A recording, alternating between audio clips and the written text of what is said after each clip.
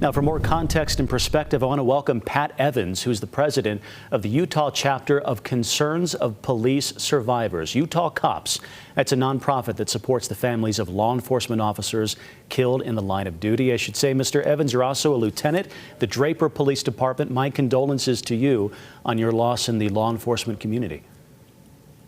Thanks, Brian. You want me to talk about cops? So the Concerns of Police Survivors comes in, and it's a great organization that most law enforcement really knows nothing about until we have a tragedy like we did this weekend.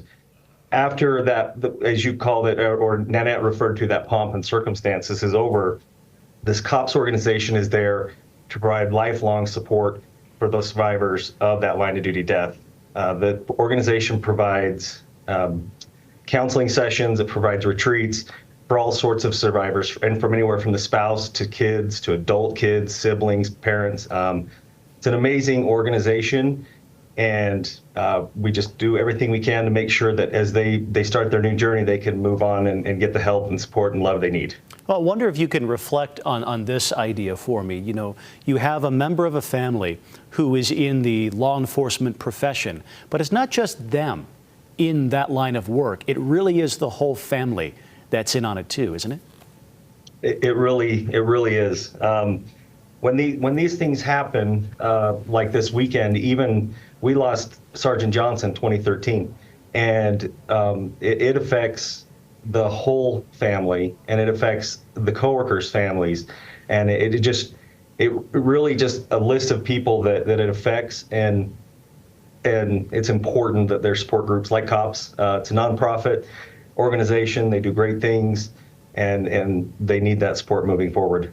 Can you kind of enlighten us here on the process? You know, the family gets that terrible notification that no one ever wants to get, but then this mechanism gets put into motion to gather around the family and support them. Can you kind of paint the picture for those of us who aren't part of the family, how that works, what that looks like?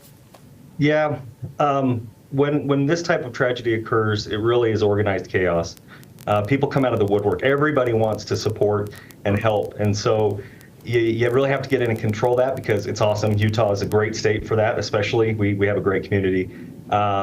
But yeah, for the family, it's getting supporters in there, getting some of our surviving, we call them survivor spouses instead of widows, right? We get those spouses in with the family. We get other people that can relate. And so through great organizations like COPS, the Fraternal Order of Police, there's a lot of groups, or a few groups out there that do a really, really good job at making sure that family is attended to, making sure that the honor is occurring that needs to occur, and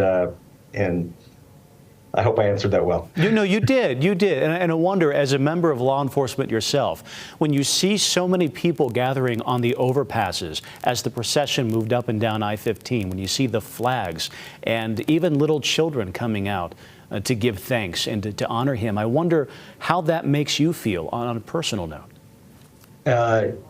It makes you, it really sets in the truth. And the truth is that really our communities do support the police.